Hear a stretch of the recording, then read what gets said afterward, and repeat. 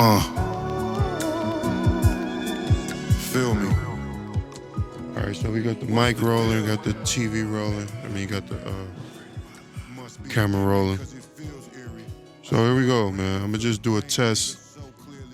This is an actual recording. It's not just a test. But I guess what I'm essentially what I'm saying is I'm figuring this out as I go, bro. I don't know what I'm doing.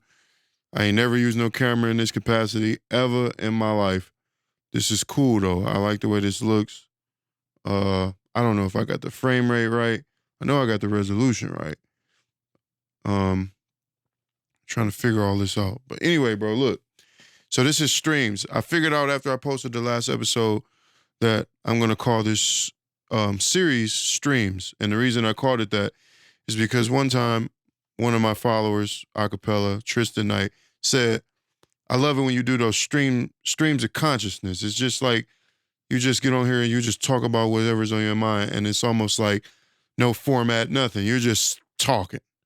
And he enjoys that. That's what he said. So I was like, that kind of stuck in my mind. He said that kind of a long time ago, but that stuck in my mind. And I was like, I should call this streams. You know, some simple name, whatever, catchy name, whatever. So I said that I was going to try to start doing this more frequently, like once a week. You know, I won't make any promises because my life is a crapshoot, bro. I don't know what happens from day to day. Every day is different than the last. But my plan is to do this every month, every week, and my release day will be Sunday. I don't know why. That's just the day that I put the last one up. So Sunday it is. The first video I did it on my cell phone. It was like strictly for Instagram. This one, you know, going forward, I want to make it a little more produced, make it a little better looking, real camera, you know, better setting, a little more produced, microphone audio for more crisp, clean sound, whatever. But we here, man. This is Streams episode 2. It's going to be hard coming up with topics, but this topic, I think given the conversations that I had just a few moments ago, this topic will be your ideas are good enough. Hold on right quick. Doing all this talking, I need something to drink. But anyway, your ideas are good enough. The reason I say just moments ago I was having a conversation pertaining to that. I was on my PlayStation, on my headset, with my cousin, yet again. And we were talking about his endeavors in YouTube and TikTok and making content, you know, the world of content, making content. He has a financial channel called Millionaire Money Minds. He has a true crime show called The Unthinkable. And he has a gaming channel, which I can't remember the name of right now, but he's been trying things for the last couple years, a few years. And we were talking about him trying these things, wishing that he had tried them years prior because he felt like he doubted himself and he waited too long to put forth the effort, and he felt like who would care, whatever. And then we started talking about that in terms of me. And I was telling him, I put that streams video up, he watched it, and he said he liked it. He said he liked when I do that sort of thing in general. He said he's watched my videos in the past, and it's inspired him to do content of his own. And he spoke about how he felt like I have a presence, I have a gift with words, I can articulate. And what he said was that he feels like the way that I speak, it draws people in. It has the ability to draw people in. It's like charisma, but that's not really what he was saying. And I kind of agree. But what I said was that I never really knew what to do with that. I never really know, I've had this idea for this particular content for a long time, but it's been hard um, figuring out what to do, how to do it, and building the confidence to do it. Just being transparent. Like, I'm human, bro. A lot of times you doubt yourself. You doubt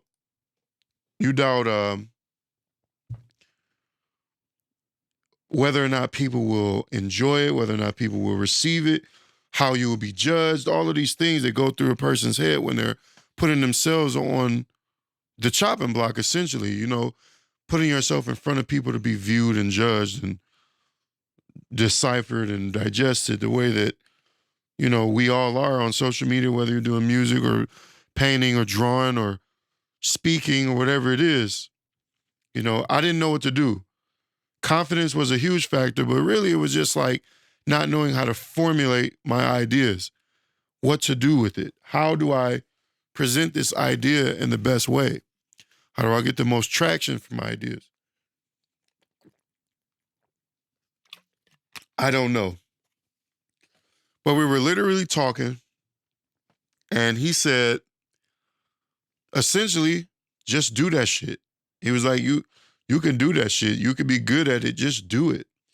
So upon him saying that, I picked up this camera that my homeboy Harden let me borrow like 10 months ago.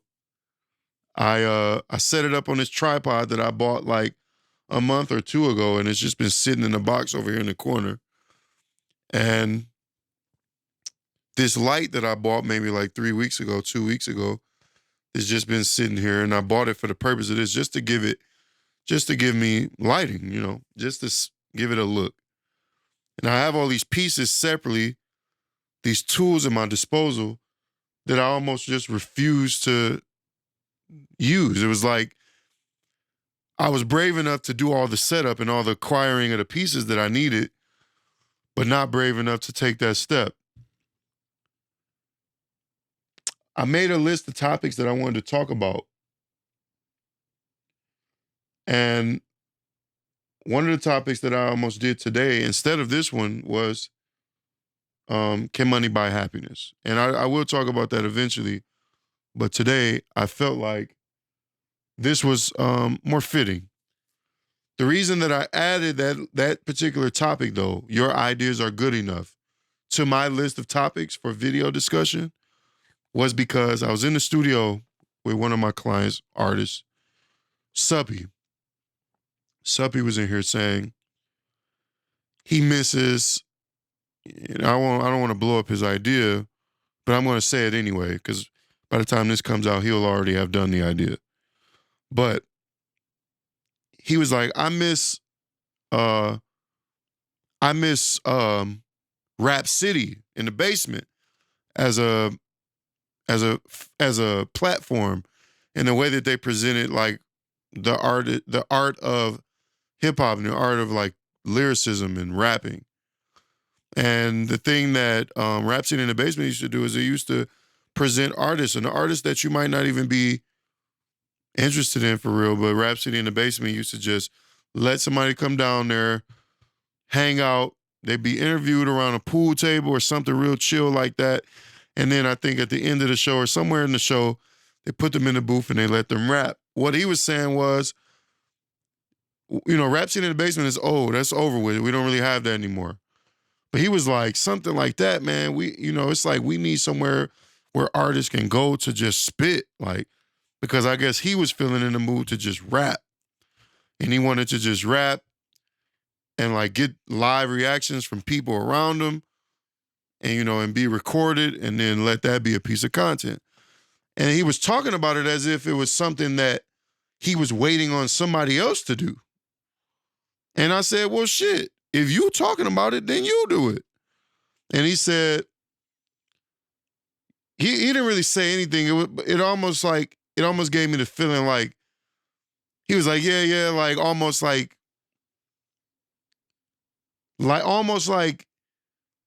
either he didn't want to take on the responsibility of doing that, or he didn't think he could do that.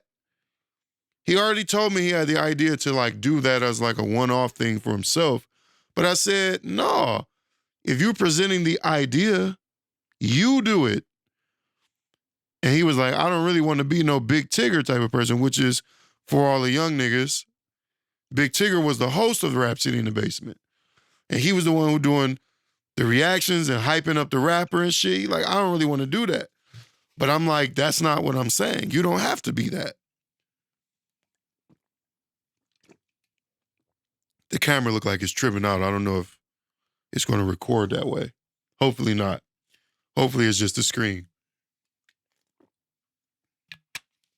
But anyway, I was telling him like, yo, it doesn't necessarily mean that you have to be the host. But if it's your idea, then you do it. If you want somebody else to be the host, find them and you orchestrate everything and make it your idea. You know what I'm saying? I told him that I'm like, we can use my booth. You know what I'm saying? We can use my booth. So he was like, hell yeah, essentially. I don't know if I convinced him, but all I was trying to do was let him know that your idea is good enough. You don't have to wait for somebody else to execute what you're talking about. If you have the idea, then it's almost your responsibility to execute said idea. You know, don't wait for another motherfucker to capitalize on it. You do it. And then he left and he booked a session with me. A couple days later, he called me and was like, you got any time Sunday?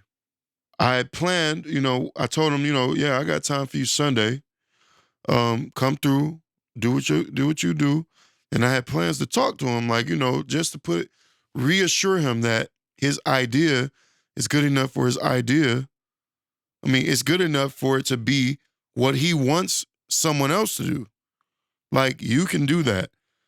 It's almost like we be too afraid of our own ideas. We think, when we think of something, it's almost like too ridiculous to execute, or it's too far outside of our reach, or it's almost like, who am I to do that? At least speaking for myself, that's the way it usually feels. I come up with an idea. A lot of my ideas are grandiose. A lot of my ideas are bigger than me, and they should be. And my philosophy on that is like, not to get religious, but I think a lot of the ideas that we all receive, it's almost like not our idea. The idea is already bigger than you before its inception. But when you conceive this idea, it's supposed to be bigger than you because it's not your idea. It's God's idea. It's the ether's idea. And then there's the typical cliche saying of, if your ideas don't scare you, your dreams don't scare you, they're not big enough. Whatever. But that's facts, though. As cliche as it is, that's facts. It's facts. If your ideas are not big enough to almost make you uncomfortable, or to like make you almost dread trying them, it's probably not a big enough idea. I've had all kinds of ideas for years. I have literally a notepad, my iPhone, my Apple Notes is full of ideas, and they've been full of ideas. My Google Documents, I've written pieces of paper, and when I used to work at a job, I used to sit at the job and literally just jot things down, and I used to have notebooks full of stuff, or I used to just have things that float around in my head for years, and they take different shapes, and they modulate, and they morph into other ideas over the years. But essentially, a lot of those ideas, not all of them, but I'll say a majority of those ideas I never executed because it's almost like I didn't believe in myself enough to do it, bro. And it's shameful.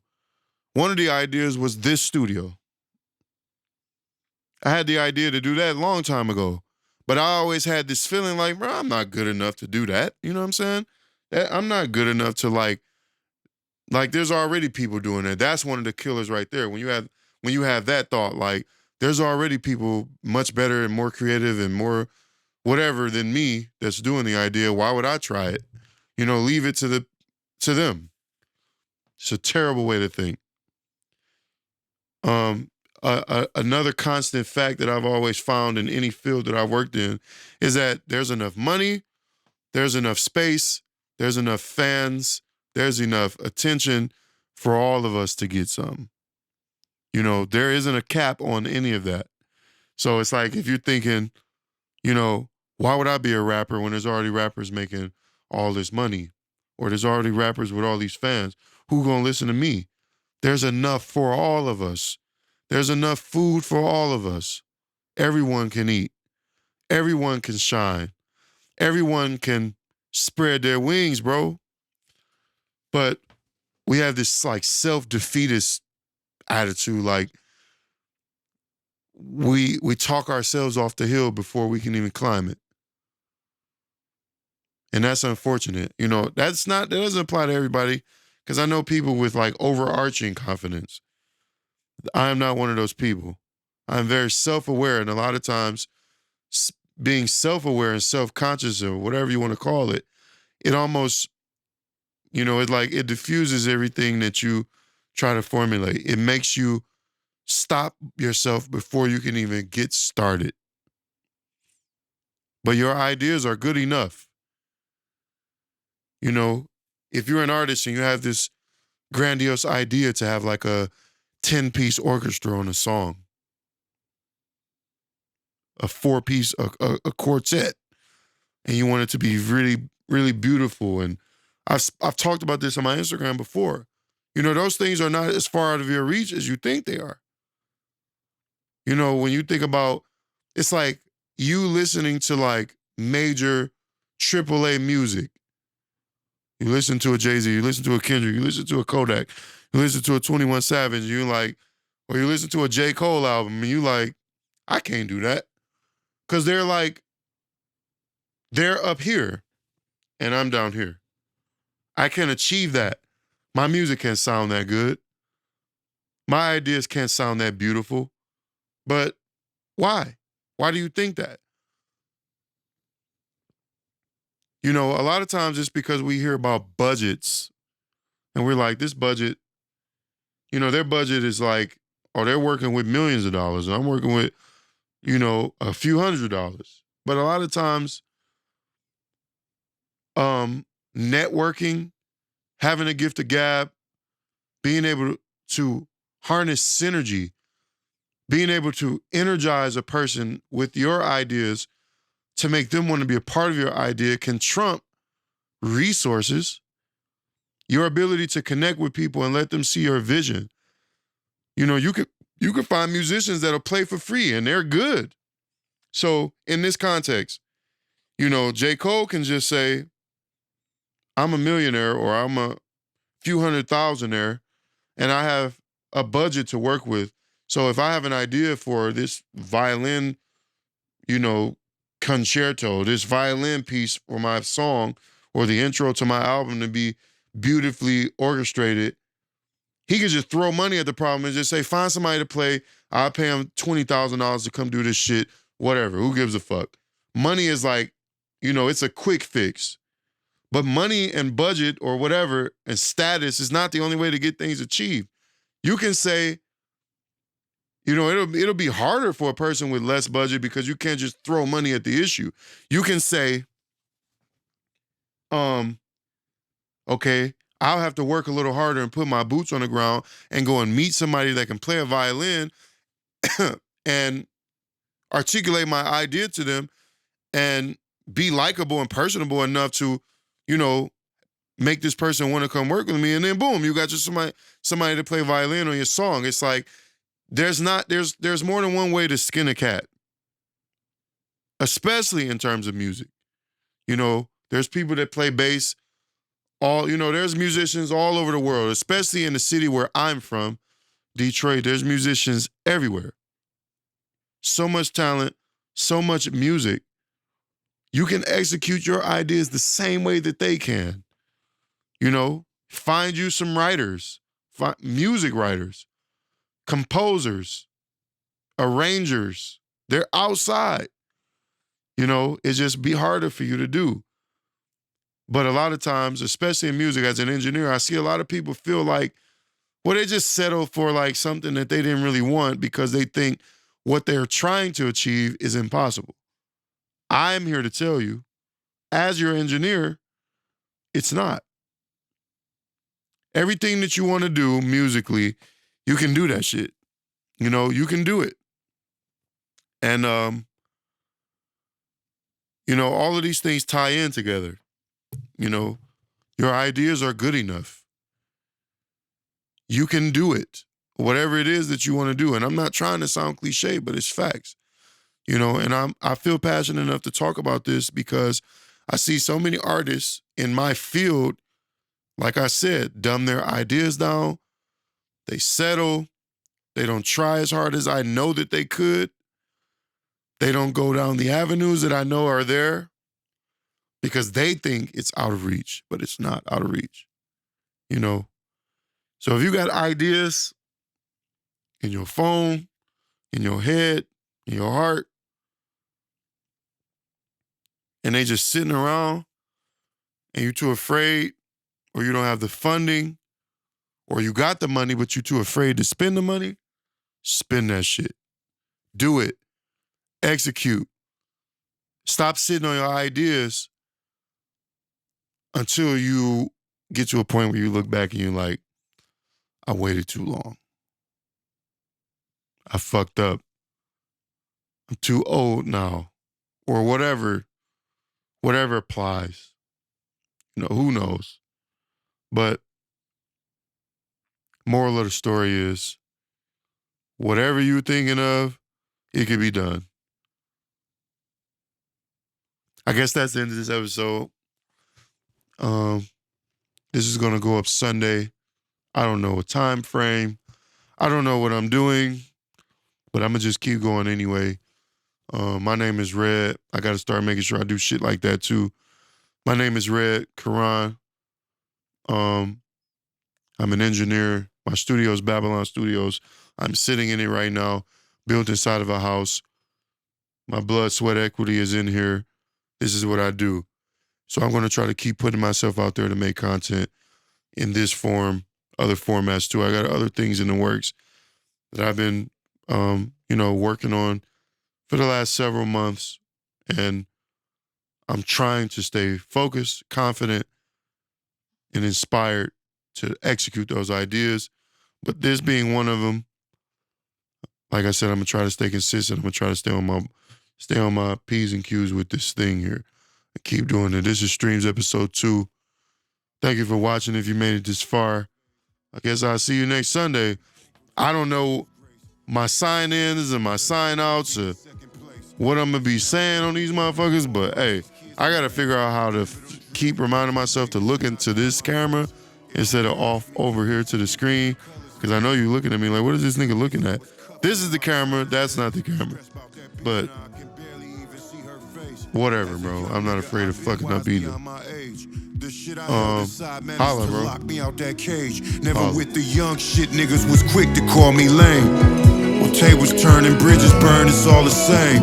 And now we all the age, and niggas call me for that game. The ones you talk down is your big homies now.